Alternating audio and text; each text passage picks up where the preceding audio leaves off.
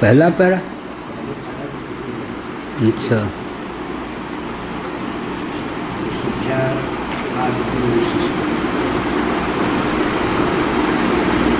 नारायण। ओम पूर्णमदः पूर्णमिदं पूर्णात् पूर्णमुदच्यते पूर्णस्य पूर्णमादाय पूर्णमेवावशिष्यते। ओम शांति शांति शांति। नामापिते च मधुरं मधुरं स्वरूपं कर्मापिते च मधुरं मधुरा स्मृतिश्च। बुद्धिं प्रबोधय प्रभो मधुबोधशक्तिं विद्यां प्रयच्छ परमां परिभावयामि। कोमलं कूजयन् वेणुं श्यामलोऽयं कुमारकः वेदवेद्यं परं ब्रह्म भासतां हृदये मम। कूजन्तं राम रामेति मधुरं मधुराक्षरम् आरुह्य कविता शाखां वन्दे वाल्मीकिकोकिलं। निगमकल्पतरोर्गलितं फलं शुकमुखादमृतद्रवसंयुतं पिबत भागवतं रसमालयं मुहुरहो रसिका भुवि भावुकाः। तृणादपि सुनीचेन तरोरपि सहिष्णुना अमानिना मानदेन कीर्तनीयः सदा हरिः। नारायणाखिलगुरो भगवन्नमस्ते शिवाय नमः। शिवलिंगाय नमः। तन्मे मनः शिवसंकल्पमस्तु सर्वे भवन्तु सुखिनः। नारायण।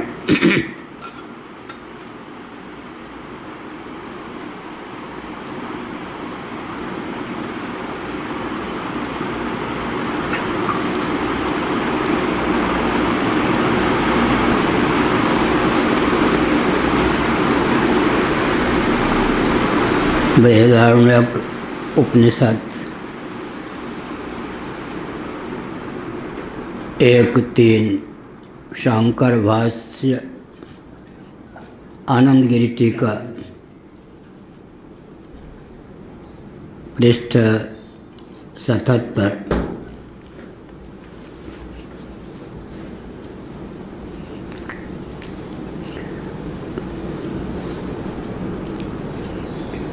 प्राणस्योपास्यत्वेपि दूसरी पंक्ति।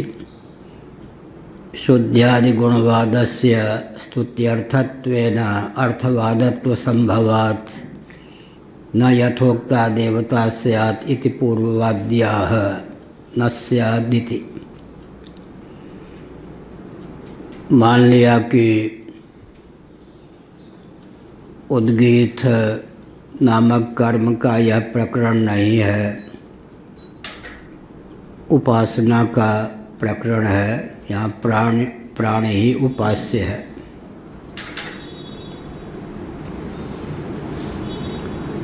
तथापि प्राण का अर्थ प्रकरण के अनुसार सूक्ष्म शरीर सिद्ध है। कर्मेंद्रिय पंचक, ज्ञानेन्द्रिय पंचक, प्राण पंचक, अंतःकरण चतुष्टय, इनका सम्मिलित रूप प्राणपद वाच्य है।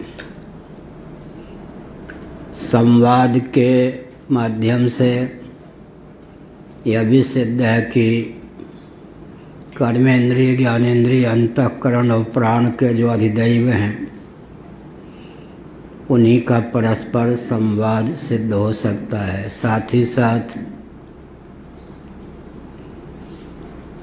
अगर प्राण करणात्मक सूक्ष्म शरीर अशुद्ध हो तब रजोगुण तमोगुण की प्रगल्भता के कारण असुरोचित भाव की निष्पत्ति स्वभाव सिद्ध है। कदाचित सत्वगुण का आवेश हो, कर्मेंद्रिय पंचक, ज्ञानेन्द्रिय पंचक, प्राण पंचक, अंतःकरण चतुष्टय सात्विक हों, सत्वगुण से समाविष्ट हों, तब दैवी संपत्ति की अभिव्यक्ति होती है। मानो ये सब देव तुल्य हो जाते हैं, देव ही हो जाते हैं। अपने जीवन में कभी तमोगुण रजोगुण की प्रगल्भता की दशा में आसुरी वृत्ति का उदय होता है, कभी सत्वगुण की प्रगल्भता की दशा में दैवी संपत्ति की अभिव्यक्ति होती है। अधिकांश व्यक्ति तो ये इस प्रकार के होते हैं कि असुर ही होते हैं, अर्थात रजोगुण तमोगुण की प्रगल्भता में ही पूरा जीवन व्यतीत कर देते हैं। लेकिन दो प्रकार के ज्ञान और कर्म होते हैं। एक प्रकार का ज्ञान वह होता है जो लौकिक विधा से प्राप्त है। आहार निद्रा भय मैथुन आदि विषयक, भोजन वस्त्र आवास शिक्षा स्वास्थ्य यातायात उत्सव त्योहार रक्षा सेवा न्याय विवाह, लोक प्रसिद्ध जो व्यवहार हैं उन्हीं में व्यक्ति रचा पचा रहता है। जानाति इच्छति करोति, इस न्याय से तद विषयक ज्ञान को लेकर ही तृप्त होता है। संसारी व्यक्ति तो ऐसे ही होते हैं।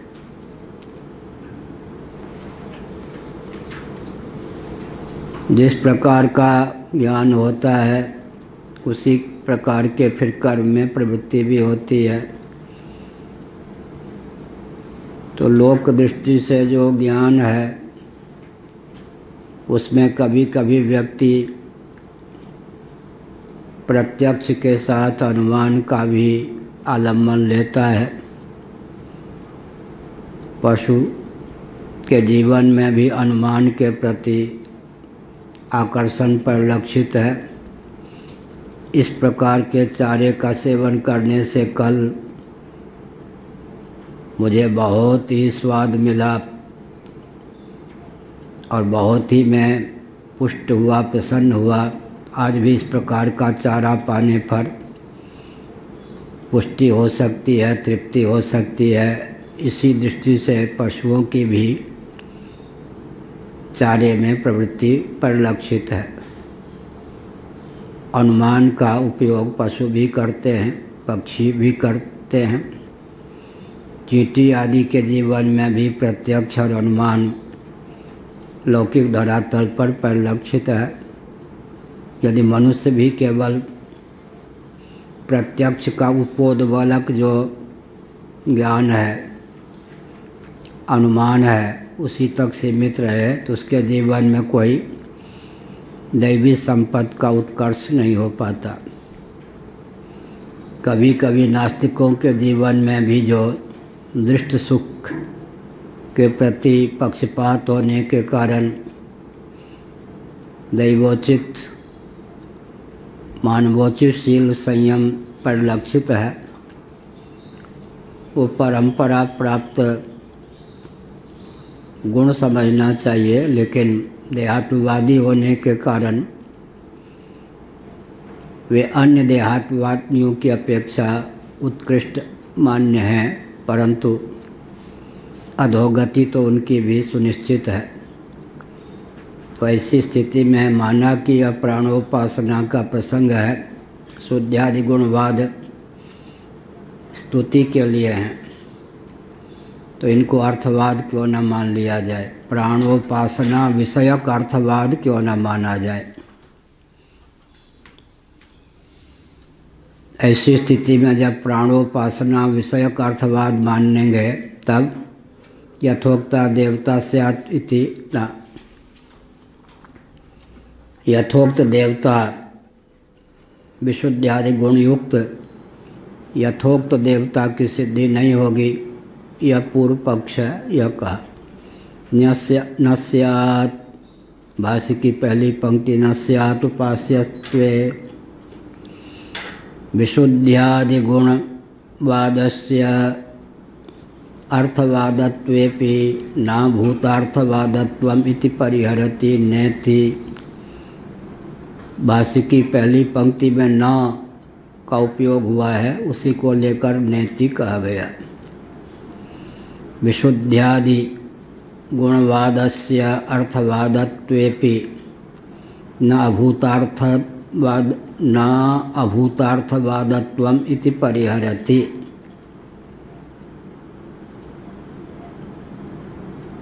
अभूतार्थवाद का अर्थ होता है अविद्यमानार्थबोधकत्व।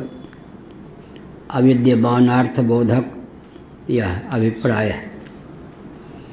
जो अविद्यमान है उसका अभूतार्थवाद का अर्थ हुआ जो अविद्यमान है उसका। अविद्यमान की स्तुति में इस अर्थवाद का उपयोग और विनियोग बिल्कुल नहीं है। जो विद्यमान है, वस्तु स्थिति जिस प्रकार की है, उसी के ख्यापन में इस अर्थवाद का प्रयोग किया गया है, यह अभिप्राय है। इसका अर्थ यह होता है कि बंध्या पुत्र है ही नहीं, अब उसकी प्रशंसा में कोई डींग मारे तो बच्चे भले ही उस पर प्रसन्न हो जाएं। हाँ, कोई होता होगा। अमरवेल की जड़ को उखाड़ करके इस ढंग से धो करके पीस करके उसमें थोड़े शक्कर मिला करके पीने से सब रोग की निवृत्ति हो जाती है। कोई बातों नहीं इस प्रकार बात करे। बस अमरवेल की जड़ होनी चाहिए, वो भी 3 फीट गहरे खोद करके निकालें, सब रोग दूर उससे हो जाएं उसके जड़ी से।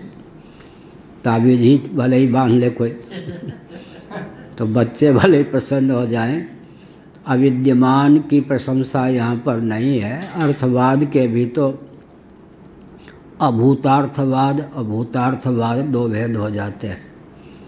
बच्चों को फुसलाने के लिए जो वस्तु नहीं है उसकी भी महिमा गा दी जाती है, बच्चे उसको सत्य समझते हैं। लेकिन वस्तु स्थिति जो हो, जो वस्तु जैसी है उसको लेकर अगर अर्थवाद है, उसकी प्रशंसा है, तो इसका अर्थ यह है कि अभूतार्थवाद नहीं है, भूतार्थवाद है। भूतार्थवाद का अर्थ होता है यथार्थ का चित्रण करते हुए जो वस्तु यथार्थ है या व्यक्ति यथार्थ है, उसके गुण दोष की जब मीमांसा की जाती है तब उसका नाम भूतार्थवाद होता है, अन्यथा अभूतार्थवाद होता है। नेति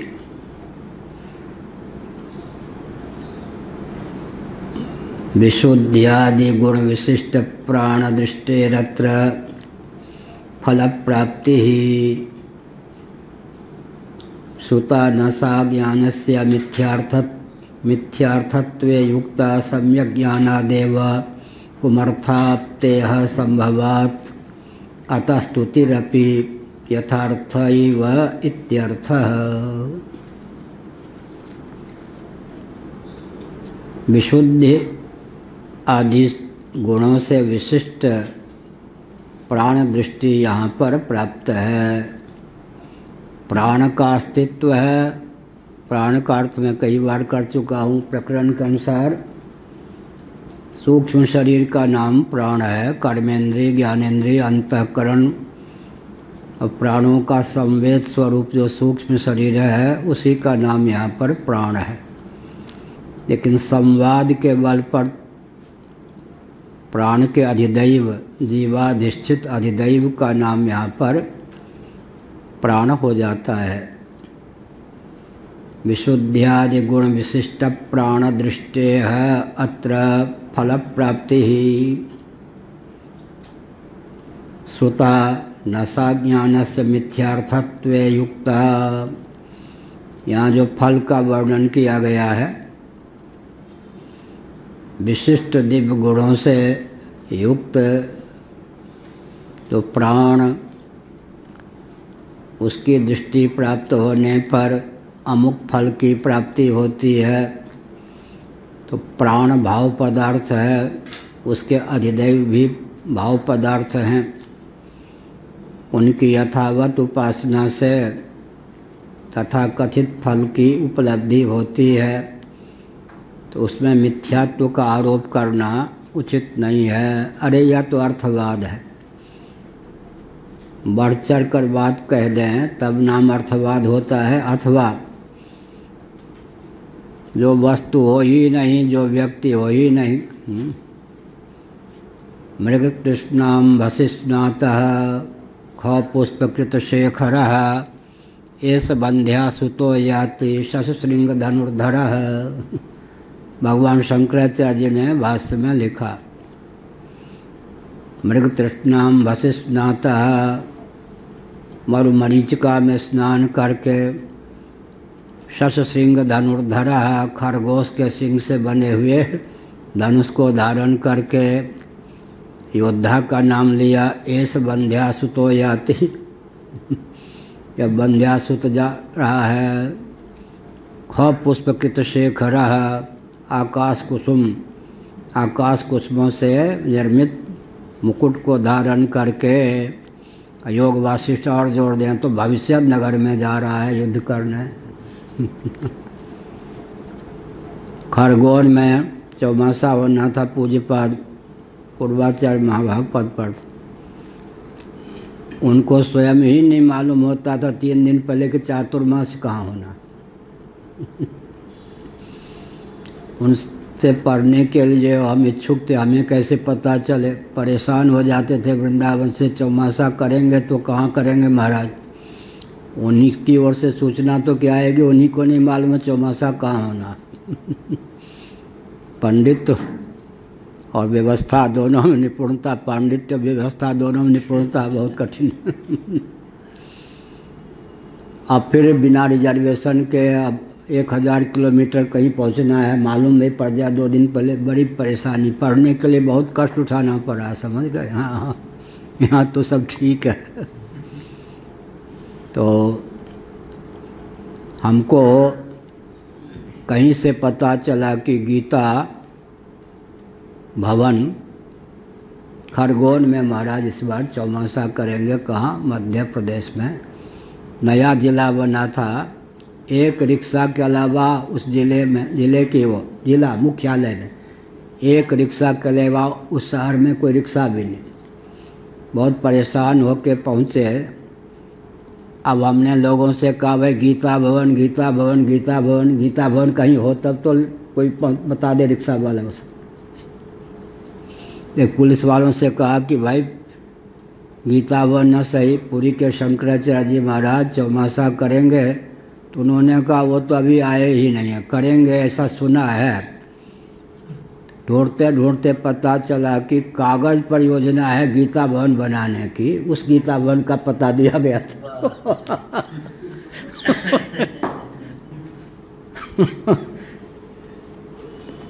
फिर एक धर्मशाला में रुके जहाँ महाराज को चौमासा करना था।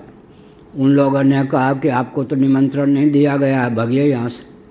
महाराज को निमंत्रण दिया गया है, वो कल आएंगे या कुछ। तो हमने कहा जब महाराज को पता चलेगा कि आप लोगों ने भगा दिया तब आप पे नाराज़ होंगे। हम बहुत लाडले प्यारे हैं। बड़ी मुश्किल से ज़बरदस्ती वहाँ पर पड़े रहे। अब महाराज भी गीता भवन ढूंढने में उनको भी ऐसे चौमासा होता था महाराज का। फिर क्या होता था, वो RSS वालों ने आयोजन किया था।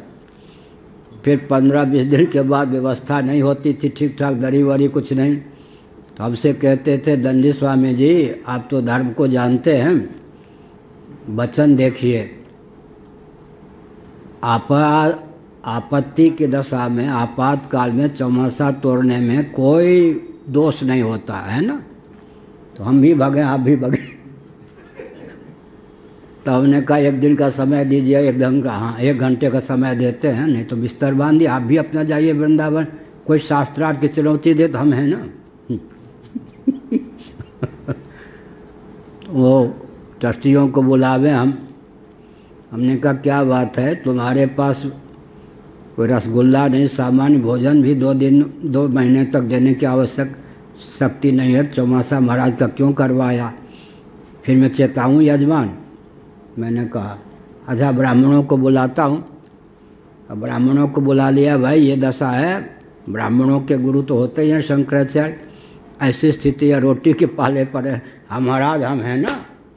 अब वो बनिया लोग आ गए, हमारी नाक कट जाएगी महाराज, पूरी व्यवस्था करूँगा। तो चौमासे में 2-2 बार 3-3 बार बिस्तर बांधने के योग लग जाते थे, समझ गए। तो वो गीता भवन बनाने की योजना थी, भवन कहीं बना नहीं था, पता दिया गया गीता भवन में चौमासा होना है, भविष्य नगर। तो यहाँ सब क्या है, अर्थवाद, सब अर्थवाद क्या है, अभूतार्थवाद। मृग तृष्णाम भसिष्णाता संसार ख पुष्प मृग शशृंग धनुर्धर एस बंध्या सुतो याति शशृंग धनुर्धर, और भविष्यत गति में वो गीता भवन में ऐसा नहीं, यहाँ पर अभूतार्थवाद नहीं है भाई, भूतार्थवाद है। प्राणों का भी अस्तित्व है, उनकी शुद्धि भी विवक्षित है, संभव है, और उनके देवता भी होते हैं। इसलिए यह जो अर्थवाद है अभूतार्थवाद नहीं मान्य है। जिसकी प्रशंसा की जाए उस वस्तु का अस्तित्व हो, उस व्यक्ति का अस्तित्व हो, तब उस प्रशंसा का नाम अभूतार्थवाद नहीं होता है।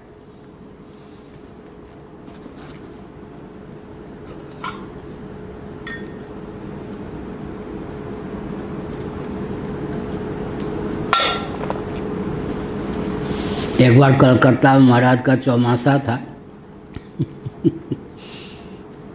और आशुतोष देवता, अक्षर बहुत बढ़िया होता है, अक्षर बहुत बढ़िया,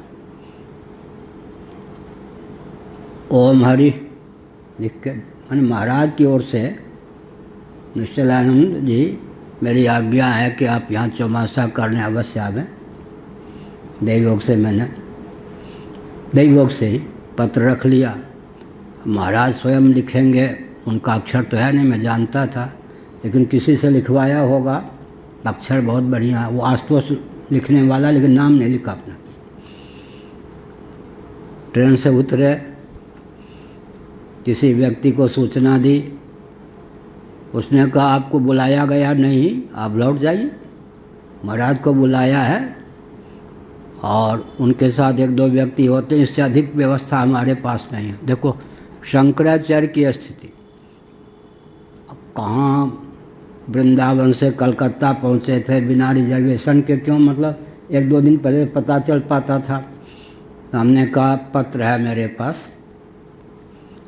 वहाँ गए, महाराज ने कहा यहाँ व्यवस्था नहीं है, आप भी बिना निमंत्रण के आ जाते हैं, काटो तो खून नहीं। हमने कहा महाराज अच्छा तो आप रह सकते हैं निंदा में तात्पर्य नहीं है, लेकिन वो गीता भवन बना भी नहीं है, कागज में है और शंकराचार्य चौमासा करेंगे, 2 व्यक्ति से अधिक की व्यवस्था नहीं है, और करोड़पतियों की नगरी कलकत्ता, ये सभी पापड़ अध्ययन करने के लिए कितना अपमान, कितना तिरस्कार सह चुका हूँ, मैं संकेत करता हूँ। हाँ एकाएक ये सब बहुत विचित्र घाटियाँ। तो क्या हुआ, अभूतार्थवाद नहीं है। विशुद्ध्यादि गुण विशिष्ट प्राण दृष्टेरत्र फल प्राप्ति सुता नशा ज्ञान से मिथ्यार्थत्व युक्ता सम्यक ज्ञानादेव पुमर्थाप्तेह संभवात् अतः स्तुतिरपि यथार्थैव इत्यर्थः। विशुद्धादि गुण विशिष्ट जो प्राण है उसका अस्तित्व तो है ही, उसी की उपासना से, अधिदैव दृष्टि से उसकी उपासना करने से अमुक अमुक फल की प्राप्ति होती है, इस प्रकार श्रुति सिद्ध है। नशा ज्ञानस्य मिथ्यार्थत्व युक्ता, इस प्रकार से जो अर्थवाद स्तुति परक है, ज्ञानस्य का अर्थ किया यथोक्तोपासनस्य, इस प्रकार के ज्ञान अर्थात इस प्रकार की उपासना मिथ्यार्थ परक नहीं है, क्योंकि सम्यक ज्ञान से ही व्यक्ति को अभीष्ट फल की प्राप्ति हो सकती है, अन्यथा नहीं। यथोक्त फल व्याप्ते है, इसका अर्थ हुआ।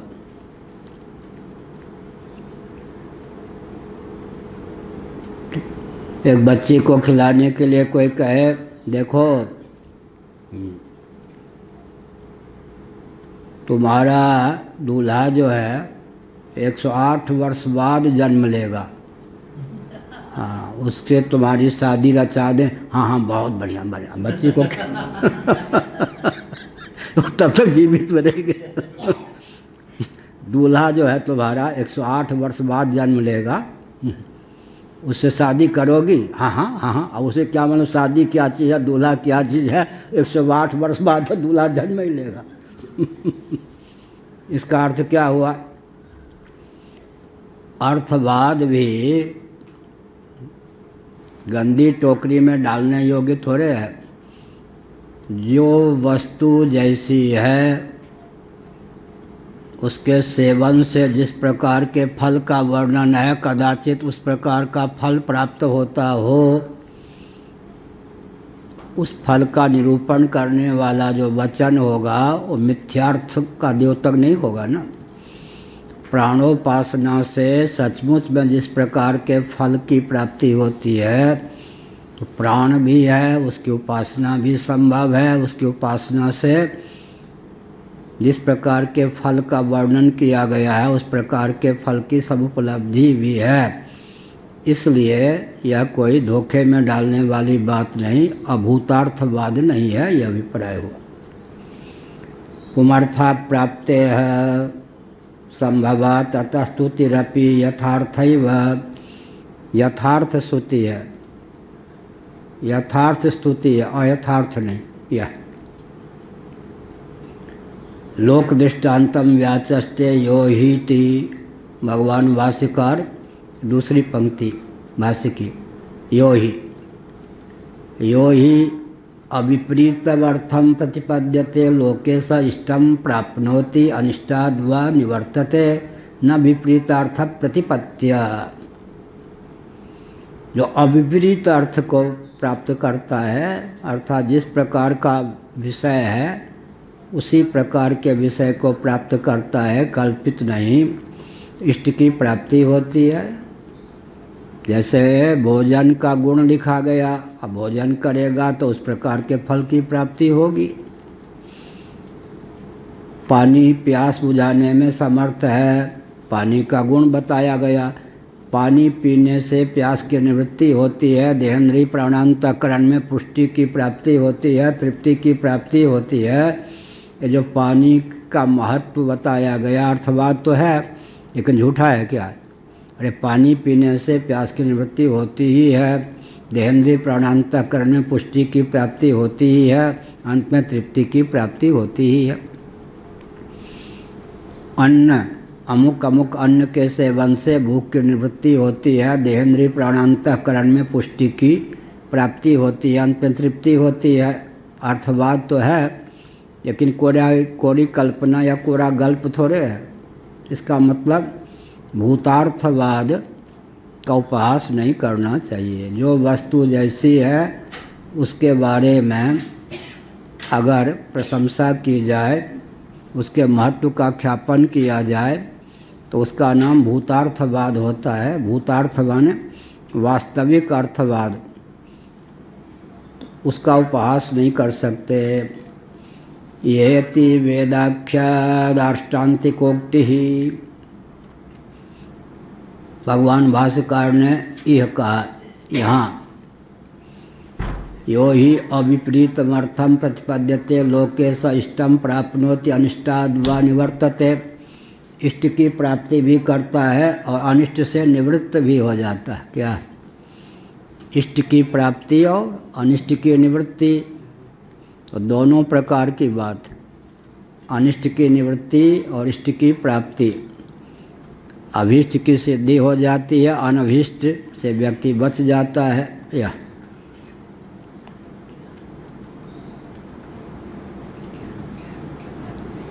दार्ष्टान्तिक, दृष्टांत तो लौकिक दिया, दार्ष्टान्तिक में चरितार्थ किया। क्या चरितार्थ किया? तथे हापी, ये जो पंक्ति है उसको लेकर ही है। श्रौत शब्द जनितार्थ प्रतिपत्तौ से यह प्राप्ति रूपन्ना न विपर्यये, यह कहा गया। विशुद्ध्यादि गुण विज्ञानस्य इत्यर्थः। इसका अर्थ क्या हुआ? श्रुति ने जो प्राणोपासना का विधान किया है, उसकी उपासना से प्राप्त फल का निरूपण किया है, वो बिल्कुल जो के त्यों मानने योग्य है। अर्थवाद होने पर भी प्राणों का अस्तित्व भी है, उसके नियामक, प्रकाशक, उद्भासक, अधिदैव भी हैं। उनकी उपासना से जिस प्रकार के फल का वर्णन किया गया है, उस प्रकार का फल भी प्राप्त होता है। एक है नहीं निंदा निंद्यम निंदितुम प्रवर्तते अपितु विधेयम स्तोतुम। निंदा जो है, कभी निंदा के द्वारा अर्थवाद, अभीष्ट जो अर्थ नहीं है, विषय नहीं है, उसकी निंदा, और अभीष्ट की प्रशंसा। आपके समान भी कोई विद्वान हो सकता है क्या?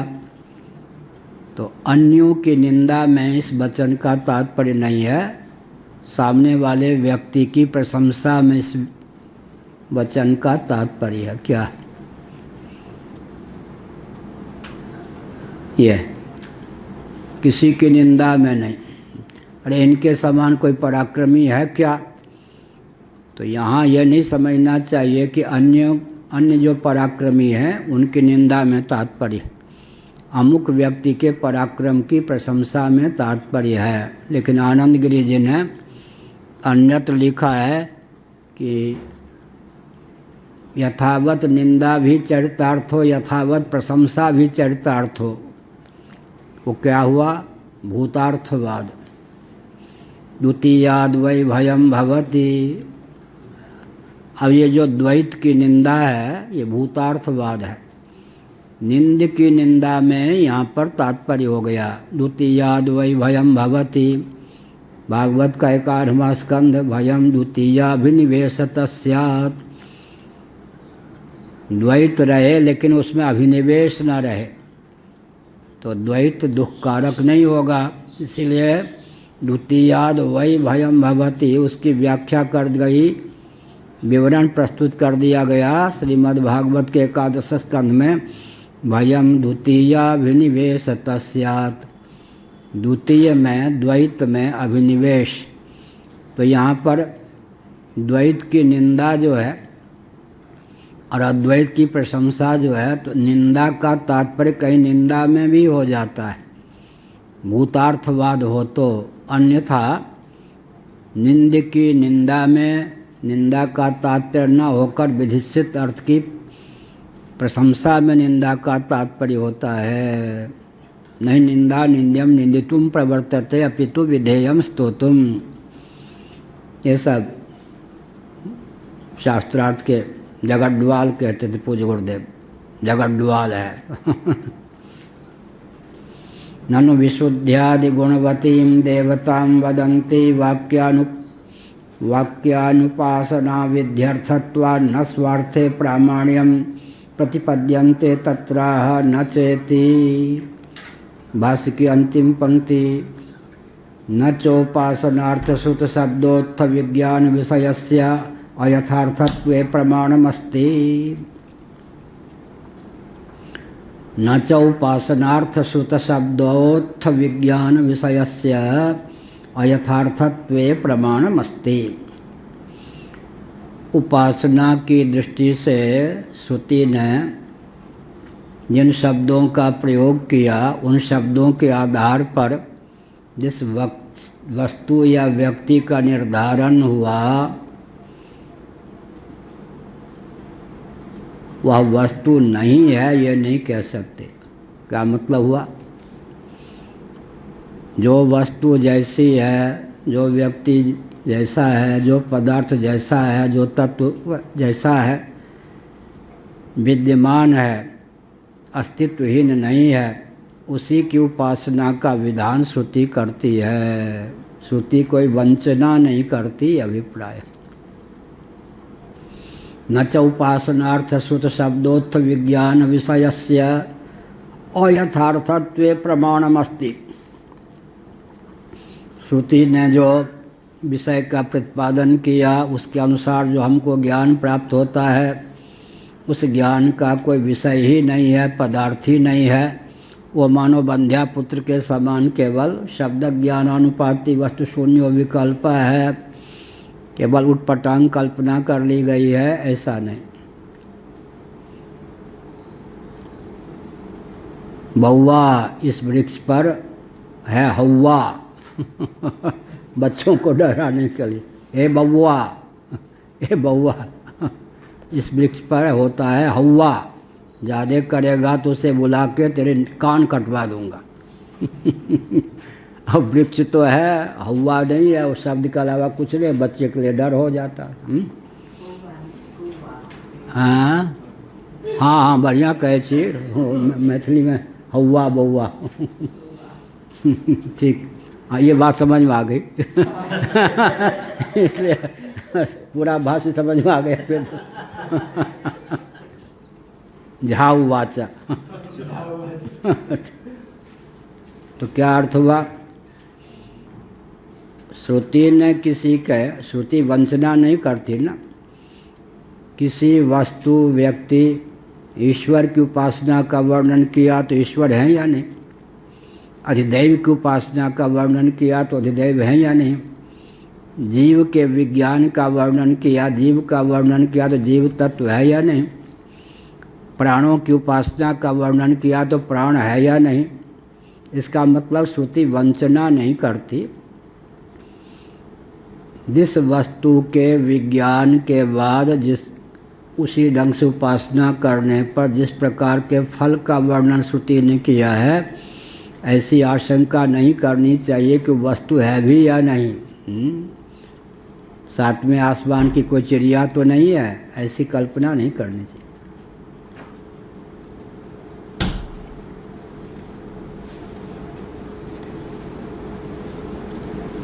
लोक ननु विशुद्ध्यादि गुणवतीं देवतां व्यलन्ति उपासना विध्यर्थत्वा न स्वार्थे प्रामाण्यम प्रतिपद्यन्ते तत्राह न चेति कह दिया। अन्य पराणामपि वाक्यानां मानांतर संवाद विसंवादयोः असतो स्वार्थे प्रामाण्यमनुभवानुसारि भी इष्टव्यमित्यर्थः। अन्य पराणामिति विधेय प्राशस्त्य पराणाम यावत्।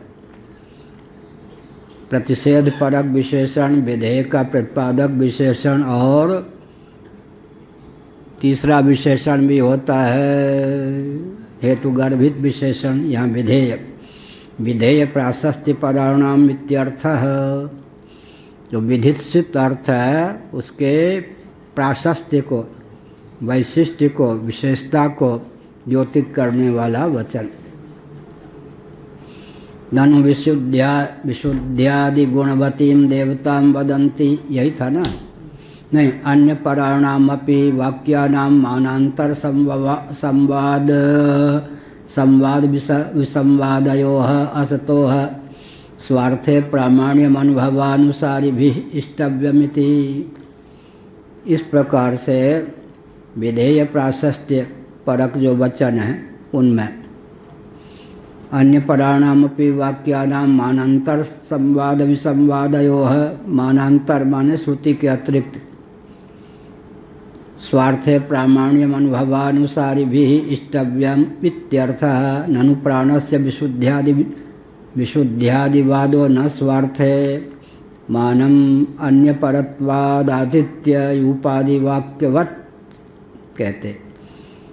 प्राण की विशुद्धि का जो संवाद है, अविशुद्ध कभी होता है कभी विशुद्ध होता है। प्राण का अर्थ मैंने कई बार किया, सूक्ष्म शरीर का नाम यहाँ पर प्राण है। तमोगुण रजोगुण की प्रगल्भता से जो उसमें अविशुद्धि का संचार हो जाता है, सन्निवेश हो जाता है, सत्वगुण की प्रगल्भता की दशा में दिव्यता का सन्निवेश होता है, दैवी संपत्ति संपन्नता व्यक्ति के जीवन में आती है, यह कहा। ननु प्राणस्य विशुद्ध्यादिवादो न स्वार्थेवानम अन्य परत्वात् आदित्ययूपादिवत। आदित्ययूपादिवत का अर्थ क्या होता है? 13वीं टिप्पणी में आदिना यजमान, ये जो यूप है, यूप शब्द है क्या है? मीमांसा का है। यज्ञशाला में एक स्तंभ बना होता है, खूंटा जिसको कहते हैं, उसको यूप कहते हैं। अब उसकी प्रशंसा की गई, यह यूप क्या है? क्या है ये? आदित्य है। तब आदित्य के समान तो तेजस्वी नहीं है, आरोप कर दिया गया। क्या? अन्य परक। यूप को उपमित कर दिया गया किससे? आदित्य से। ये यूप क्या है? आदित्य है यह। ठीक। सुपारी रख दी, सुपारी ये गणेश है। स्वामी अखंडानंद आप बहुत विनोदी थे। कहते थे हम लोग तो बचपन से गुरु घराने के थे, कर्मकांड कराते थे। सुपारी में गणेश जी का आवाहन किया, फिर विसर्जन कर दिया, जेब में डाल दिया, सरौता से काट के खा लिया।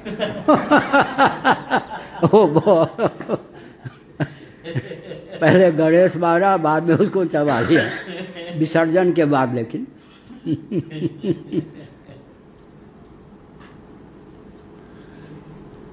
अच्छा, फिर है यजमान प्रस्तर है। प्रस्तर माने ये सब मीमांसा के शब्द हैं। दुर्वा की मुष्टि का नाम यजमान नहीं, दुर्वा मुष्टि, ऐसे दुर्वा से वो नहीं, वो जो कुश कुश कुश अब वो प्रस्तर, ये यजमान है भाई। अब यजमान बुद्धि उसमें आरोपित की गई। क्या? अन्य में अन्य बुद्धि का आरोप हुआ, यह हुआ। यजमान भी कहीं है या नहीं, और धर्म मुष्टि भी है। अब ये नहीं कि उसमें जिसका आरोप हुआ हो है ही नहीं। उपासना का अर्थ क्या होता है? एक में दूसरे का आरोप कर दिया जाए, लेकिन जिसका आरोप किया जाए उसका अस्तित्व हो, झूठ मूठ के नहीं। यूप है, यज्ञ मंडप में एक स्तंभ विशेष का नाम यूप होता है। अब उसकी भावना करेंगे कि आदित्य है, तो इसका अर्थ ये नहीं कि आदित्य कहीं है ही नहीं। आदित्य अपने स्थान पर है, यूप अपने स्थान में है। लौकिक उदाहरण, वैदिक उदाहरण मिला हुआ। मातृदेवो भव, माता तो प्रत्यक्ष है, और देवता जो हैं वो कोई कल्पित नहीं। यहाँ देव माने परमात्मा। परमात्मा भी है, माता भी है, पिता भी हैं, परमात्मा भी हैं, आचार्य भी हैं, परमात्मा भी हैं, अतिथि भी हैं, परमात्मा भी है, अग्नि भी है, परमात्मा भी है। दोनों भाव पदार्थ हों, फिर एक जो दृष्ट पदार्थ है, सम्मुख पदार्थ है, या हमारे अधिगत पदार्थ है, उसमें दूसरे पदार्थ या व्यक्ति का आरोप कर दिया जाता है, इसका नाम उपासना है। तो यूप की आदित्य रूपता, इसी प्रकार से दर्भ मुष्टि की यजमान रूपता आदि का, यजमान प्रस्तर इत्यादि संग्रह, ये सब। इसका अर्थ क्या हुआ अब तक जो कहा गया? उपासना के प्रति ऐसी बुद्धि नहीं होनी चाहिए कि संवादी भ्रम है। उपासना जो है, दोनों उपास्य जो होता है उसका अस्तित्व होता है, लेकिन जिसमें उसका आधान करते हैं प्रतीकोपासना। शालग्राम भी है, विष्णु भी हैं। हमारे लिए सुलभ कौन है? शालग्राम। शास्त्र ने चयन किया, शास्त्र के द्वारा दिया हुआ कौन है? शालग्राम। शास्त्र ने कहा शालग्राम में, जिस किसी में नहीं। शालग्राम जो शिला है उसमें भगवान विष्णु की बुद्धि करेंगे। इसका अर्थ ये नहीं कि विष्णु भगवान कहीं है ही नहीं। हमारे लिए जो सुलभ सामग्री है और शास्त्र सिद्ध है, उसमें जो हमारे लिए दुर्लभ हैं और शास्त्र सिद्ध, उनका भी अस्तित्व है। वस्तुतः उनका अधिगम भी हो सकता है उपासना की प्रगल्भता से, तो एक में दूसरे का आरोप कर देते हैं। तो उपासना विधि भी व्यर्थ नहीं, उस उपासना करने पर यथावत फल की प्राप्ति भी होती है। ये अर्थ हुआ। नर्मदेश्वर, नर्मदेश्वर, नर्मदा से प्राप्त जो नर्मदेश्वर है उसमें क्या है, शिव बुद्धि करें, तो शिव तत्व हैं, शिव हैं, उनकी बुद्धि करें, इसका अर्थ हुआ उपासना। उपासना में जिसमें जिसका आरोप किया जाता है, जिसमें आरोप किया जाता है वो तो हमारे लिए अधिगत है, लेकिन जिसका आरोप किया जाता है वो कोई असत पदार्थ नहीं है, उसका भी अस्तित्व है। इस प्रकार से आदित्ययूपादि वाक्यार्थक ज्ञानस्य प्रत्यक्षादिनापवादवत् अविशुद्ध्यादिगुण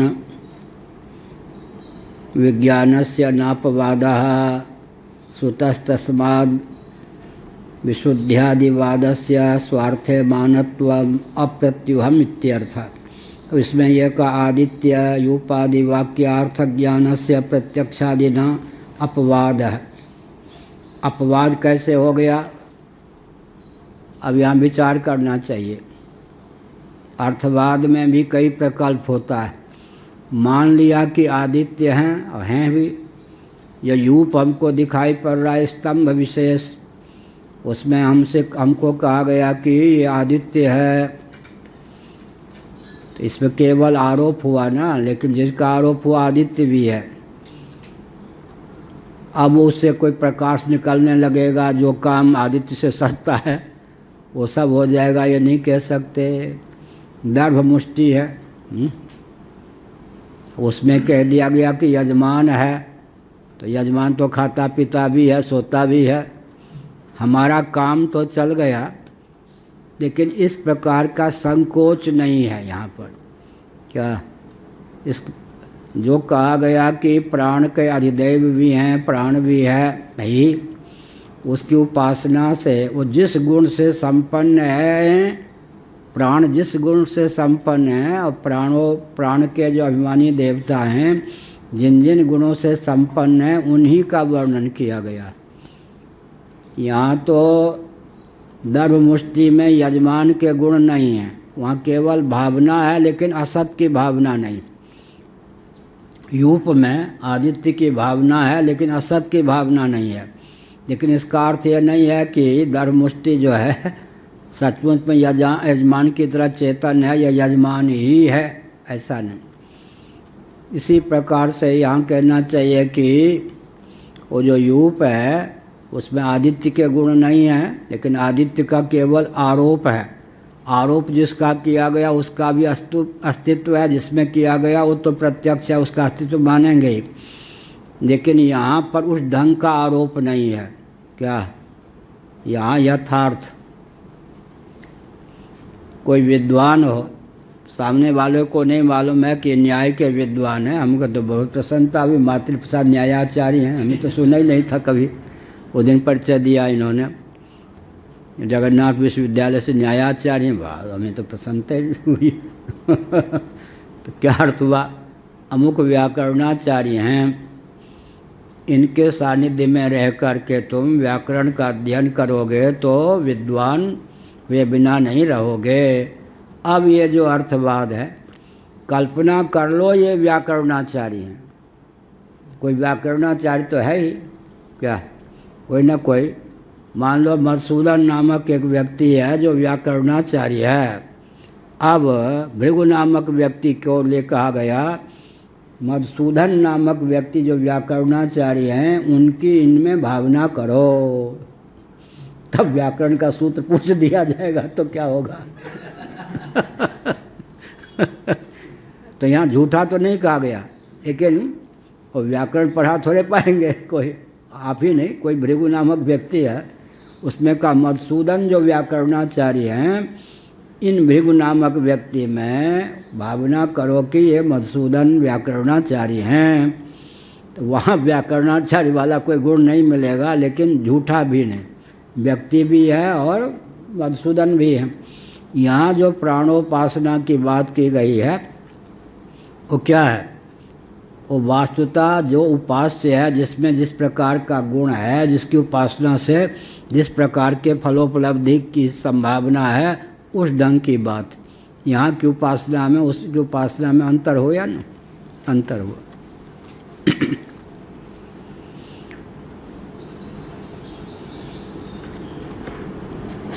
स्वार्थे मानत्वम अप्रत्युहमिति, स्वार्थ में माने प्राप्त प्रकरण में ज्यों के त्यों अप्रत्युह निर्बाध सर्वथा बेरोक टोक ज्यों के त्यों चरितार्थ विशुद्ध्यादि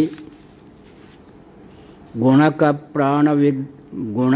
प्राण विज्ञानात् फलश्रवणात् तद्वादस्य यथार्थत्वमेव इति उपसंहरति तत् इति ततः। भाष्य की पहली पंक्ति 78 पृष्ठ। ततः श्रेयः प्राप्ति दर्शनात् यथार्थता प्रतिपद्यामहे।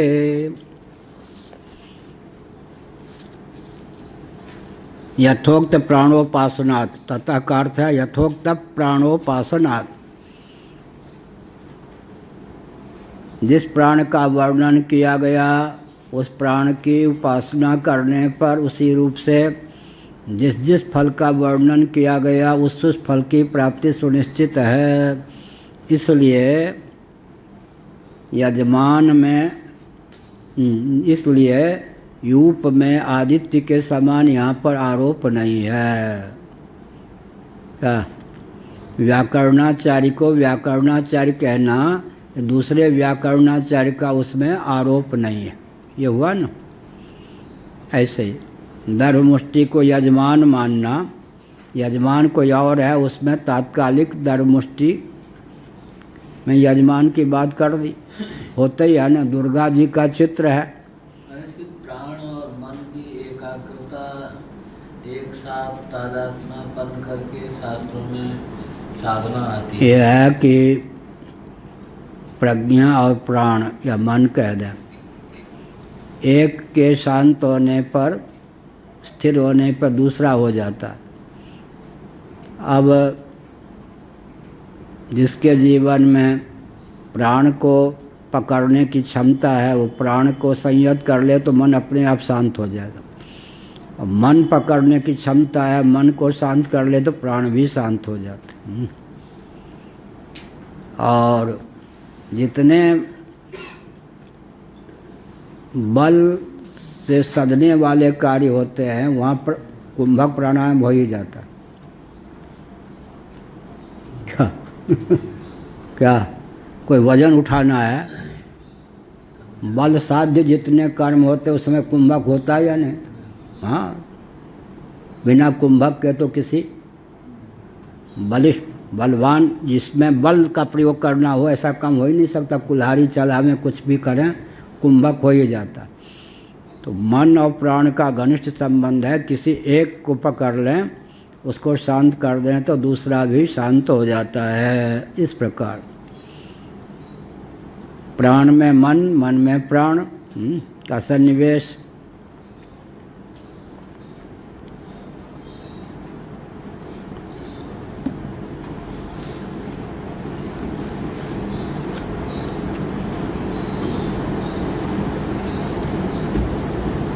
कहाँ था? ये पहली पंक्ति थी ना 78 की। तो यथार्थ ही है। तत इति तथा श्रेय प्राप्ति दर्शनात्, प्राण की जो महिमा बताई गई प्राणोपासना के द्वारा ठीक उसी प्रकार का फल भी प्राप्त हुआ होता है। इसलिए यथार्थ ही मानना चाहिए। कोई आरोपित अतिरिक्त माने बढ़ चढ़ कर बात कह दी गई हो ऐसी नहीं। बताया ना हमने, एक लोचन झा थे पड़ोसी, बहुत काले कलूटे। हम लोग उनको करिया बाबू, करिया भाई कहते थे। नाम था लोचन झा। वो कुमारे थे। उनके जो भविष्य में ससुर होने वाले थे वही आए। वो व्याकरणाचार्य बहुत ऊँचे दूसरे गांव से। उन दिनों जिससे विवाह होना उसका मुख भी नहीं देखते, चित्र भी नहीं, केवल विश्वास पर होता था। 1000 विवाह में कोई एक व्यक्ति धोखा खा जाता था, बाकी इतना सत्य था। चित्र भी देखना पाप था, मुंह देखने की बातें छोड़ दीजिए। पहले कन्या का मुंह भी नहीं देखा, कुछ भी पता नहीं, सभागाछी में संबंध तय हो जाता था तो 1000 में कोई एक व्यक्ति धोखा खाता था, नहीं तो जैसा कहा गया वैसा ही। अब हम बच्चे थे, वो आए हैं घटक विवाह का संबंध तय करने वाले को घटक कहते हैं। और घटक कौन थे? स्वयं जो उनके ससुर होने वाले थे वो व्याकरणाचार्य थे, साहित्य भी जानते ही होंगे।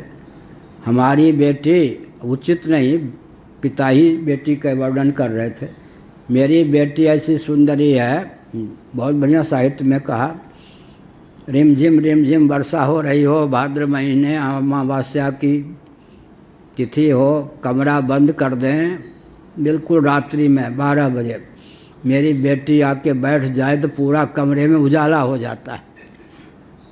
हम तो बच्चे थे और लोग समझ गए कि गोरी छट्टी होगी, लेकिन अर्थवाद है, पर ज़्यादा बढ़ चढ़ के कह दिया गया। अब हमसे लोगों ने, हम बात घर घर के बोलते थे, क्यों बूढ़े भाई बूढ़ा सडंगी नहीं, बूढ़े भाई, ये संबंध होना चाहिए या नहीं। फिर वो भी कहा, ये देखिए जिनकी बात, जिनको मैं जमाई बनाने आया हूँ बिल्कुल काले कर लूटे, और मेरी बेटी बिल्कुल ऐसी दिव्य है। हमसे लोगों ने कहा कि संबंध, मैंने कहा कि मैं बिल्कुल कहता हूँ, मेरी बात टाली ना जाए, उन्हीं से विवाह होना है। सब ने कह दिया बस ठीक है। अब मेरी बात मान ली गई, उसमें मान ली जाती थी लेकिन शर्त यह है, वो जो भाभी आएगी घूंघट कारे होगी उन दिनों, हाँ, अब हाथ मिला के थोड़े आएगी, यहाँ तो घूंघट कारे होगी तो सबसे पहले मुख में देखूंगा, ये शर्त भी सर्वसम्मति से मान। अब आई, लोगों ने कहा उसको बुलाओ भाई, शर्त उसी की, विवाह तो उसी ने करवाया ना। उस समय भी मेरा इतना प्रभाव था, 6-7 साल की अवस्था में जो मैं कह दिया वो टाला नहीं जाता था। तो अब मैंने घूंघट जैसा कहा गया था वैसे, तूने कुछ गोरी चट्टी तो जरूर है, वैसे नहीं, वो बेचारी हंस पड़ी फिर तो ये क्या हुआ, वो जो बढ़ चढ़ के सौंदर्य आदि का वर्णन किया गया उतना नहीं, यहाँ नहीं, ज्यों के त्यों, दूसरे का आरोप नहीं, क्या दूसरे का आरोप नहीं, प्राण को प्राण के रूप में ही ख्यापित किया गया। अधिदैव दृष्टि से प्राण की उपासना करने पर जैसा कहा गया वैसे ही फल की प्राप्ति भी हुई। यहाँ तनिक भी क्या है, नमक मिर्च का योग नहीं है। लोकवद्वेदेपि सम्यक ज्ञानादिष्ट प्राप्ति अनिष्ट परिहारश्च, बहुत बढ़िया पंक्ति। लोकवत वेदेपि, यहाँ पर लोक वेद में दोनों में इस तथ्य को लेकर साम्य है। जैसे लोक में सम्यक ज्ञान होने पर, माने नमक मिर्च लगा के नहीं, जो वस्तु जैसी है या जो व्यक्ति जैसा है, जो तत्व जैसा है, उसको उसी रूप में जान लेने पर, ठूठ को ठूठ, रज्जु को रज्जु जान लेने पर, यूँ कहें इष्ट प्राप्ति अनिष्ट परिहारश्च, इष्ट की प्राप्ति हो जाती है, अनिष्ट का परिहार हो जाता है। भूख से चक्कर आ रहा है, मुझे नहीं, किसी ने कहा भूख से, यानी कि अभी इस साल विचित्र ही है, बढ़िया कृपा है, बिना जलपान के ही भूख नहीं लगती है, पढ़ाऊँगा फिर प्रसाद पाऊँगा। किसी ने कहा भूख बहुत लगी है, तो हमने कहा कि अंदर घुस जाओ, भगवान को जो भोग लगा है उसमें किसमिस आदि है, पालो, ठीक है। तो जैसा कहा जाने पर उसको वैसे ही मिला, जितना कहा उतना ही मिला, और पाने पर स्वाद भी आया, तो उसमें तनिक भी क्या नमक मिर्च का योग नहीं है ना। इसी प्रकार का लोक में भी जो वस्तु जैसी है, उस वस्तु का उसी रूप में ज्ञान हो जाने पर इष्ट की प्राप्ति होती है, अनिष्ट का परिहार हो जाता। तुम उनके पास चले जाओगे, उनके संरक्षण में फिर कोई बाल बांका करने के लिए मैं समर्थ नहीं होगा वो समर्थ है, उनका आश्रय ले लो, सब प्रकार के विघ्न बाधा की निवृत्ति हो जाएगी, ऐसे कहा। तो लोक में भी सम्यक ज्ञान से क्या होता है, अभीष्ट की प्राप्ति होती है, अनिष्ट का परिहार होता है। ऐसे वेद में भी जो उपासना बताई गई, जिस रूप में बताई गई, जो उपास्य का स्वरूप चित्रित किया गया, उसी रूप में उस उपास्य की उपासना की तो उसी प्रकार का फल प्राप्त हुआ और अनर्थ से बच भी गए। अनर्थ से बच गए। अनर्थ से क्या बच गए? आगे मत जाना, गहरा पानी है, डूब सकते हो, ये पीछे लौटो, हो गया, डूबने से बच गए। अर्थ की प्राप्ति होगी तो अनर्थ की निवृत्ति हो ही जाएगी। आजकल राष्ट्र में बहुत विप्लव आया हुआ है। क्या हुआ? ये आसाम, बिहार, ये सब के सब प्राय सभी जिले प्रांत के प्रांत जलमग्न हो गए। जलमग्न नेताओं की करतूत, इस पे बोलेंगे फिर समय लग जाएगा। बिहार में बाढ़ का शाप आज से नहीं, सैकड़ों वर्ष से है। स्वतंत्र भारत में ऐसी वैज्ञानिक प्रक्रिया है कि आसानी से बाढ़ के चपेट से बिहार को मुक्त किया जा सकता। बाढ़ के दिनों में जो केंद्रीय प्रांतीय सरकार से अनुदान प्राप्त होता है, उसको खाने के जो चपेट में रहते हैं वो बिल्कुल जानबूझकर इस विभीषिका से मुक्त नहीं करते। ये राजनेताओं का, दलालों का खेल है, हम जानते सब हैं। नेपाल आदि की ओर से नदियाँ आती हैं, कोई ऐसी समस्या नहीं है बाढ़ की जो इस वैज्ञानिक युग में जिसका नियंत्रण न हो सकता हो, लेकिन वो जानबूझ के उसके नाम पे जो केंद्रीय प्रांतीय शासन तंत्र से अनुदान प्राप्त होता है, वो अनुदान के जो भोक्ता लोग हैं इतने चटोरे हैं, वो बदलते रहते हैं। अनुदान तो हर साल बाढ़ आना ही है, ये कोई नई बात नहीं। इस वैज्ञानिक युग में कोई ऐसी वो समस्या नहीं है जिसका नियंत्रण सुगमता पूर्वक न हो गया होता कम से कम 70 वर्ष पहले, 60 साल पहले। हर साल ये होता है, प्राय हर साल होता है। लोकवद वेदेपि सम्यक ज्ञानादिष्ट प्राप्ति अनिष्ट परिहारश्च इत्यन्वय मुखेन उक्तमर्थम व्यतिरेक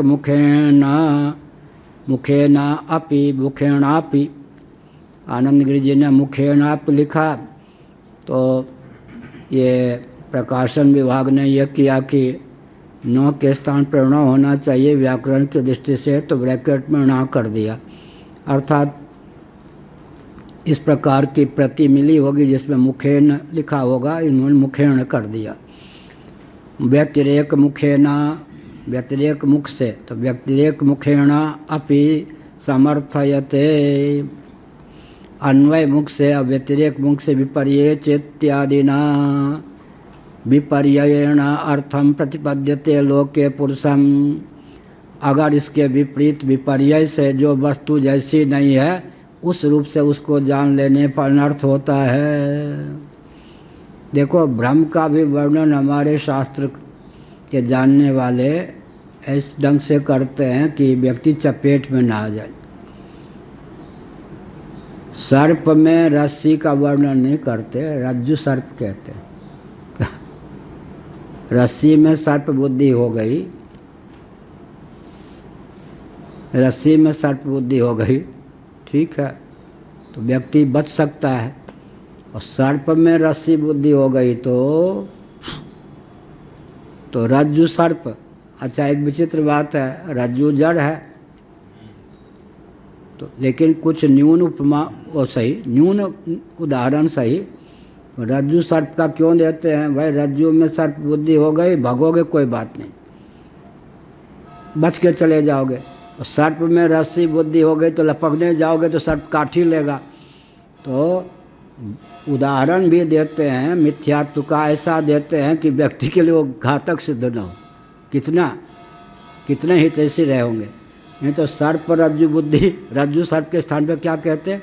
सर्प रज्जु। सर्प रज्जु, तो बेचारा तो मारा जाएगा। तो ऋषि लोग भ्रम का उदाहरण भी कितने संभल के देते थे, ये अभिप्राय। स्थाणु पुरुष, स्थाणु में पुरुष बुद्धि हो गई, पुरुष में स्थान बुद्धि हो गई, तो अनर्थ की भी प्राप्ति हो सकती है। इसीलिए कहा नहीं, लोक में भी देखा जाता है कि अन्य में अन्य बुद्धि हो जाने पर ऑल ऑफ सडन एकाएक अन्य में अन्य बुद्धि हो गई, वो भ्रम है। और शास्त्र विधा से अन्य में अन्य बुद्धि की गई तो उपासना है। अन्य में अन्य बुद्धि करना, अन्य में अन्य बुद्धि हो जाना।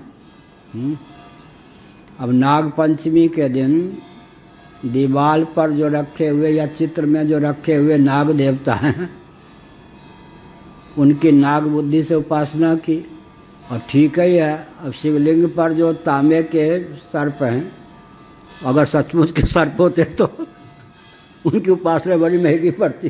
क्या क्या तांबे के जो सर्प हैं, अगर सचमुच के सर्प होते तो उपासना बड़ी महंगी पड़ती।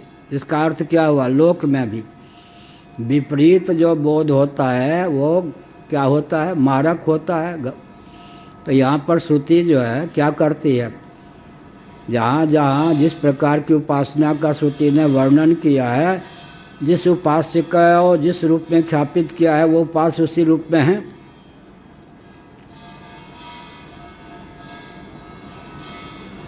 शास्त्रस्य अनर्थार्थत्वमिष्टमिति शंकाम निराचष्टे।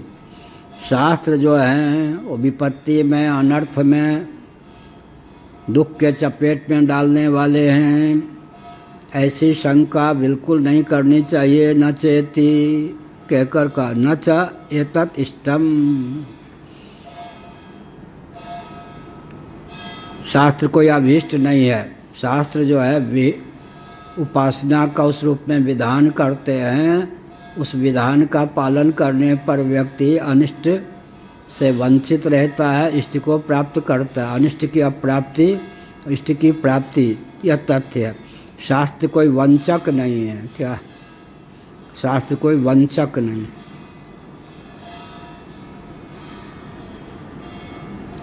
अपौरुषेयस्य असंभावित सर्वदोषस्य अशेष पुरुषार्थ हेतुः शास्त्रस्य अनर्थार्थत्वमेष्टुम् अशक्यम् इत्यर्थः।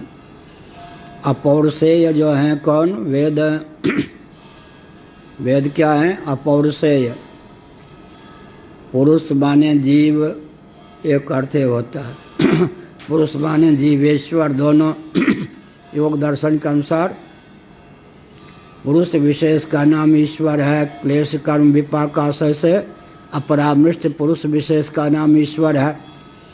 तो पहला वो नैयायिकों की दृष्टि से न लेकर हम अपनी ओर से लेंगे तो क्या होगा? वो नैयायिक आदि कहेंगे ईश्वर कर्तृक वेद हैं, जीव कर्तृक नहीं है, क्योंकि ईश्वर हैं, सर्वज्ञ हैं, सर्वशक्तिमान हैं। ईश्वर के द्वारा विरचित वेद में किसी प्रकार के दोष की संभावना नहीं की जा सकती। हम लोग जो हैं न जीव कर्तृक मानते न ईश्वर कर्तृक मानते हैं। शास्त्र योनित्वात् माने महासर के प्रारंभ में शास्त्र का प्रतिपादन कर परमेश्वर का प्रतिपादन करने वाले जो मंत्र ब्राह्मणात्मक वेद हैं, वो परमेश्वर के निश्वास कल्प होकर अभिव्यक्त होते हैं। अभिव्यंजक और अभिव्यंजन के संस्थान ईश्वर हैं। बुद्धि प्रयत्न पूर्वक वेद की रचना नहीं करते। वेद को अभिव्यक्त करने में बुद्धि प्रयत्न का योग है। वेद के आन पूर्वी की संरचना में गणानांत्वा, इस प्रकार जैसे हम लोग अक्षर का क्रम से वाक्य बनाते हैं, शब्द बनाते हैं, ऐसा नहीं। इसलिए असंभावित पुमनिष्ठ कौन कौन दोष होते हैं? भ्रम, प्रमाद, करुणा, पाटव, विप्रलिप्सादि दोष दूषित। कहीं न कहीं भ्रम हो जाता है। मनुष्य की रचना हो, जीव की रचना हो तो भ्रम का सन्निवेश होगा या नहीं? प्रमाद भी हो सकता है।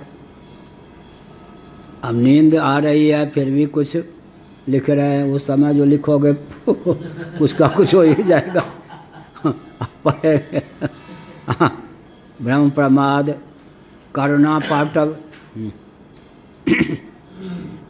करुणा पाटव माने करुण नहीं करुणा, करुणा ग्राम में अपटुता है, मंद श्रवण, ये सब बहुत जोर से नहीं बोले, धीमे से बोले। हाँ, ये जो कहता हो कि मैं सुनता नहीं, सुनाई नहीं पड़ते, उसकी निंदा धीरे से कर दो, जरूर सुन लेगा। दुर्वासा थे ना वो हाँ यहाँ बैठे थे, माने स्वामी अखंडानंद महाराज के, मैं भी वहाँ बैठा था। उन्होंने कहा स्वामी जी, हमसे नहीं, स्वामी अखंड, कान की मशीन मंगवा दो, सुनाई बहुत कम पड़ते हैं, बिल्कुल नहीं के बराबर। उन्होंने किसी और साधक की ओर मुख करके कहा, अखंडानंद महाराज बड़ा क्रोधी है। क्या कहा मुझको? क्रोधी का दुर्वासा। स्वामी जी विरोधी ठहरे, बिल्कुल इसको मत दो, सुनता है।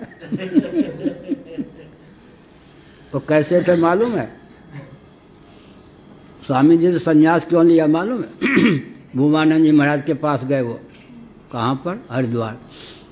10,000 या 5,000 रुपया दे आए, तुमसे संन्यास लेना, ये नहीं आपसे नहीं, तुमसे संन्यास लेना है। अच्छा अच्छा, तो ये 10,000 देते हैं, सामग्री ये सब बनवा देना, मुहूर्त होने पर मैं आ जाऊंगा। तो वो समझ गए कि ये है विचित्र। उसके बाद कुछ दिन बाद आए, देखो मेरा वैराग्य खत्म हो गया है, हमारा रुपया लौटा, हम संन्यास नहीं लेंगे।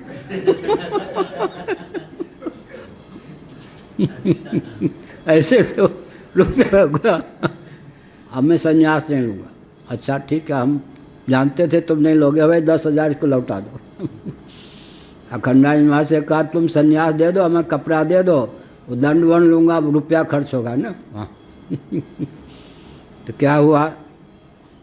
ब्रह्म प्रमाद करुणा पाठक, कारण में अपटुता, कुछ कहा गया कुछ सुन लिया कुछ।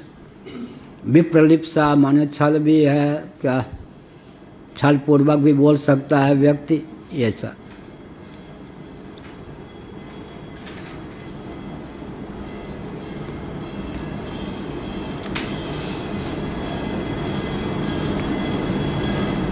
नारायण एक था बड़ा छल वाला व्यक्ति, राम क्या होते राम,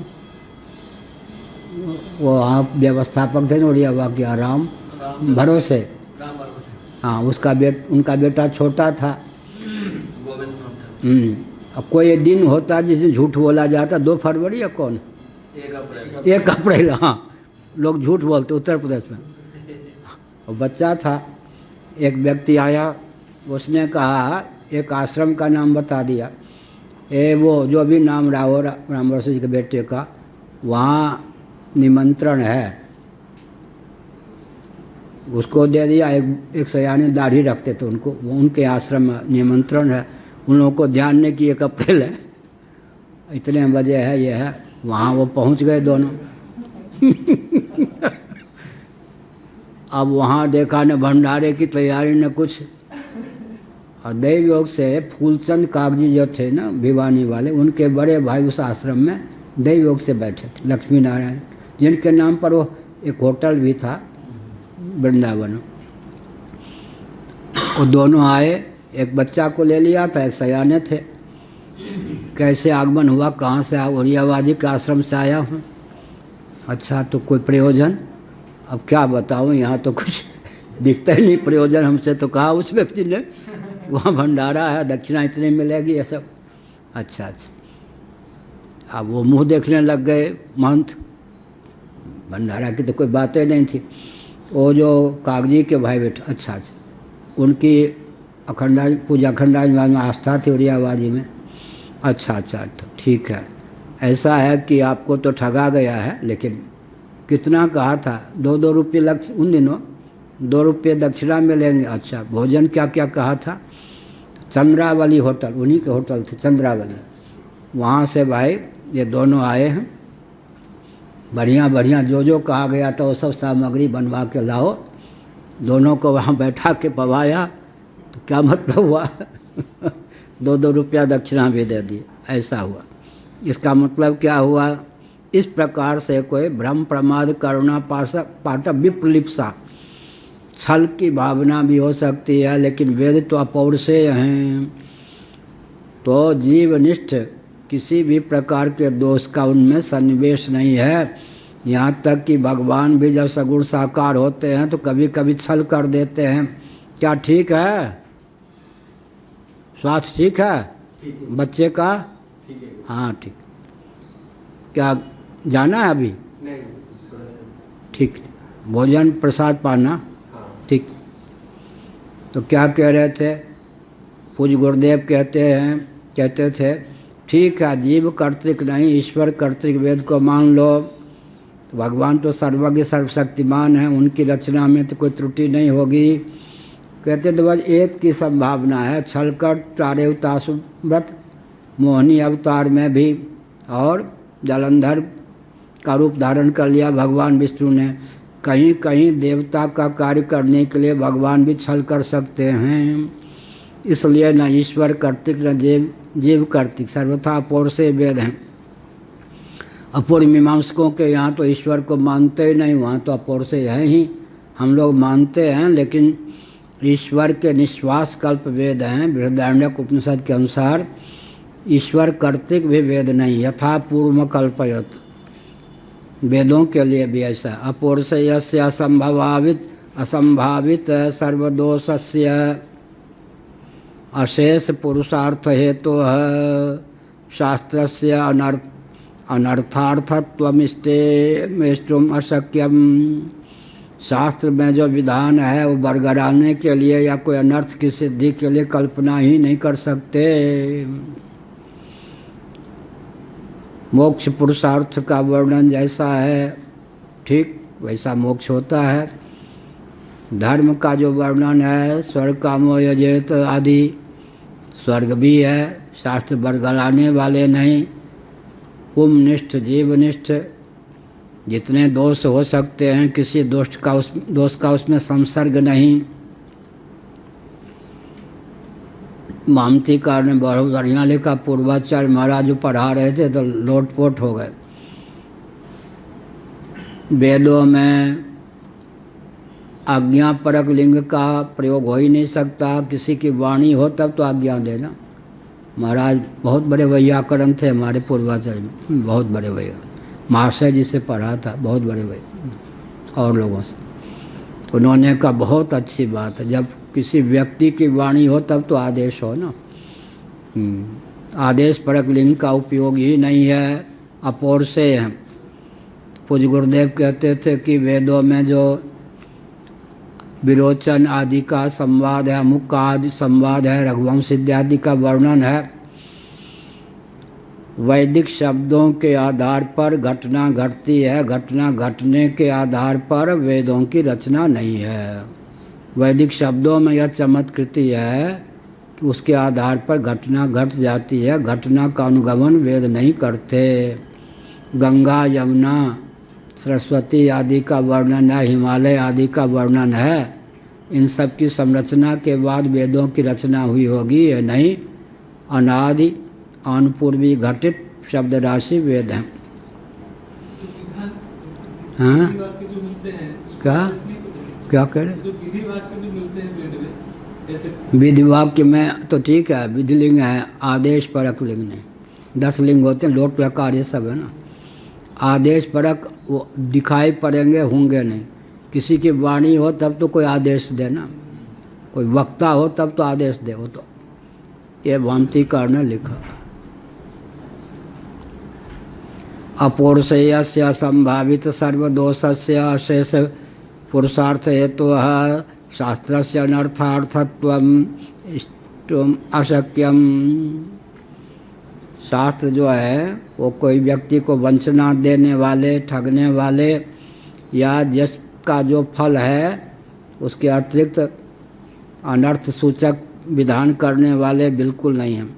शास्त्र से यथाभूतार्थत्वम निगमयति, शास्त्र जो हैं यथाभूतार्थ हैं, यथावत ज्यों के त्यों, क्या न 19 न 20, यथावत निरूपण करने वाले हैं। निगमयति इसका निगमन है, तस्मादिति जबकि बात ऐसी है इसलिए, इसी का नाम निगमन है वाक्यों में। पक्ष है, हेतु है, साध्य है, हेतु है, दृष्टांत है, फिर अंत में निगमन भी होता है। जबकि बात ऐसी है इसलिए, परिपुष्टि के लिए, जबकि बात ऐसी है इसलिए परिपुष्टि के लिए। जो सिद्ध कर चुके उसको फिर से कहने की आवश्यकता है, जबकि बात ऐसी है इसलिए, जबकि बात ऐसी है इसलिए। ये शास्त्र से यथाभूतार्थत्वम निगमयति, शास्त्र जो है यथाभूतार्थ है, माने भूतार्थ माने क्या होगा वैदिक जी? स्मशान में रहने वाला जो भूत है, हैं? क्या कह रहे? ठीक है, वो भी है। यहाँ भूतार्थ माने यथार्थ, भूत माने सिद्ध ही होता है। वो जो स्मशान आदि में भूत रहते हैं उनको भी भूत कहने का अभिप्राय क्या है? सिद्ध हैं, वो कल्पित नहीं है, बच्चों को डराने के लिए नहीं, भूत प्रेत की योनि है, वहाँ भी भूत का अर्थ सिद्ध ही होता है। भव्य माने अनुष्ठेय, अनुष्ठान करने योग्य, साध्य, भूत माने सिद्ध है। पंचभूत भी पदार्थ हैं ये, यहाँ भूतार्थ माने यथार्थ, भूतार्थ माने यथार्थ, यहाँ पर भूतार्थ माने क्या हुआ? यथार्थ। अपौरुषेयस्य संभावित सर्वदोषस्य अशेष पुरुषार्थ हेतु तो शास्त्र से अनर्थार्थत्वम, ये हुआ। शास्त्र जो है अनर्थ के लिए हैं, ऐसी कल्पना भी नहीं कर सकते, ऐसी कल्पना करने पर भी दोष की प्राप्ति होती है। ओ एक हैं दंडी स्वामी, हरियाणा परंपरा के, और वो साहित्याचार्य हैं, क्या वेदाचार्य हैं, अब दंडी स्वामी हैं, हरियाणा परंपरा। ब्राह्मणों ने दे मारा, हरियाणा के टोन में बोल, दंडी स्वामी है वैसे, ब्राह्मणों ने दे मारा माने वस्तु स्थिति ऐसी नहीं है, दे मारा। और दंडी स्वामी है और पढ़ाते रहे हैं, दंड लेने के बाद भी वेतनभोगी पढ़ाते रहे तो ये ब्राह्मणों ने दे मारा ऐसे बोलते ऐसे नहीं। शास्त्र से यथाभूतार्थत्वम निगमयति, शास्त्र ने जो कुछ कहा यथाभूतार्थ माने यथावत ज्यों के त्यों सत्य है, उसमें भी संदेह करने लगेंगे तो क्या? पूज्यपाद पूर्वाचार्य महाराज अपने एक शिष्य का नाम लेते थे, उसको एक बीमारी हो गई थी। क्या बीमारी थी मालूम है? किसी ने विष तो नहीं मिला दिया और उसको बीमारी हो गई थी। तो जो भोजन अब किसी ने विष तो नहीं मिला दिया, किसी ने विष, अब न पत्नी के हाथ का पावे, न माता के हाथ का पावे, न पिता के हाथ का पावे, और अपने आप बनाने के समय न मिले। अब पता नहीं हम तो बनावेंगे, अन्न में ही किसी ने विष न मिला दिया हो। ऐसा रोग हो गया था कि पानी देगा कोई, क्या भोजन की सामग्री देगा, बना लीजिए पिताजी, हम पर विश्वास नहीं है, क्या पता वो अन्न जो बेचने वाला था उसी ने विष न डाल दिया हो हाँ, तो कह रहे थे, नाम लेके बताते थे, उसकी ऐसी दुर्गति हो रही है कि बेचारा क्या करे। हम भी फल देंगे तो कहेगा कहीं गुरुजी ने विष तो नहीं मिला दिया, दुकान जहाँ से फल खरीदा गया उसने तो विष मिला दिया अब बीमारी है भाई। इसीलिए कहा शास्त्र से यथाभूतार्थत्वम निगमयति, तनिक भी नमक मिर्च नहीं, ज्यों के त्यों यथावत तत्व का, उपासना का, उसके फल का शास्त्र निरूपण करते हैं। तस्मादिति तस्माद यथाभूता नेव आत्मेश्वर देवादीन ग्राह्यत्युपासनार्थम शास्त्रम, भाष्य की दूसरे पैरे की दूसरी पंक्ति बहुत ऊंची बात है। ये तस्मात् माने शास्त्रानर्थार्थत्वस्य तस्मात् यथा भूतानेव, जैसे हैं वैसे, ऐसा मतलब ईश्वर का वर्णन शास्त्र करते हैं तो ईश्वर का अस्तित्व है, वो बंध्यापुत्र के समान नहीं है। और किसका वर्णन करते हैं शास्त्र? देवता आदि का वर्णन शास्त्र करते हैं तो देवता आदि का अस्तित्व है, भाई देवता आदि का भी अस्तित्व है। ग्राह्यति, ईश्वर हैं, देवता हैं, इन सब का वर्णन शास्त्र में है तो ईश्वर भी हैं, सचमुच में देवता भी हैं। उपासनार्थम शास्त्रम, उपास्य कौन होंगे? ईश्वर होंगे, देवता होंगे। उपासक कौन होगा? मनुष्य होगा, जीव होगा। उपासना किसकी करेगा? साक्षात उपास्य कौन होंगे? देवता और ईश्वर। आरोपित उपास्य कौन होंगे? माता पितादि, मातृदेवो भव, पितृदेवो भव, आचार्य देवो भव, अतिथि देवो भव, ये सब आरोपित। साक्षात उपास्य कौन होंगे? देवता और ईश्वर।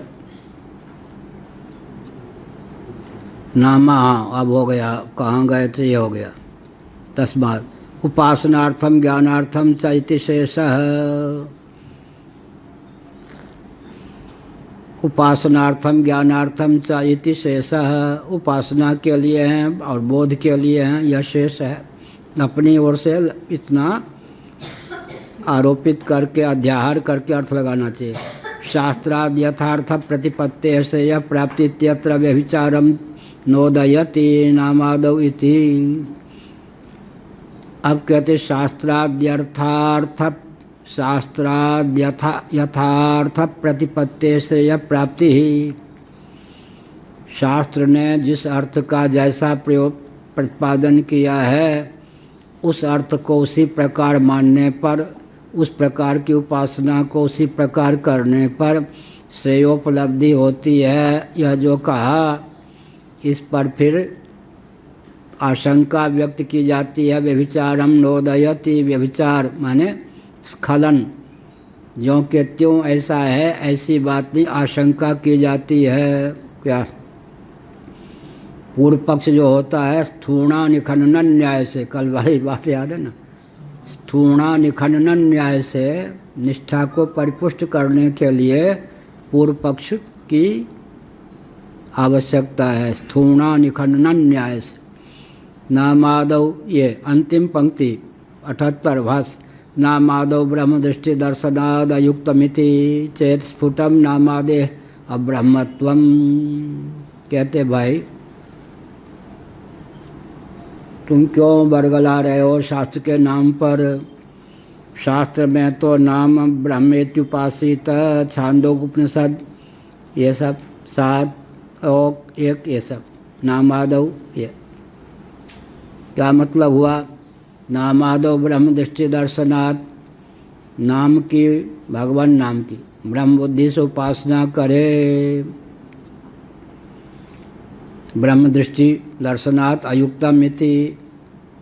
अब कहाँ नाम और कहाँ ब्रह्म, ये हुआ। स्फुटम नामादे अब्रह्मत्वम, नाम ब्रह्म कहाँ है, वाक ब्रह्म कहाँ है, ये हुआ। जो जैसा नहीं है, जो जैसा नहीं है उसमें उस ढंग की बात कहकर उसको उपास्य बताना, ये वंचना नहीं है क्या? ये कहा नामादौ ब्रह्म दृष्टि दर्शनात् अयुक्तम इति। नाम इत्यादि में ब्रह्म दृष्टि की उपासना, नाम ब्रह्मेत्युपासित, नाम की ब्रह्म बुद्धि से उपासना करे। छांदोग्य श्रुति 7वां अध्याय। क्या मतलब? नारद जी आए, पाठ की सुसुप्ति बुद्धि से उपासना करे। क्या? हाँ,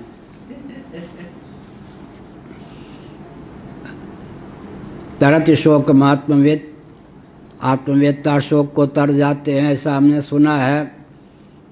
सोहम भगवत सोचामि, लेकिन मैं तो शोक करता हूँ। तो फल बल कल्प यह है कि सभी शास्त्रों का विद्वान होने पर भी मुझे शोक होता है।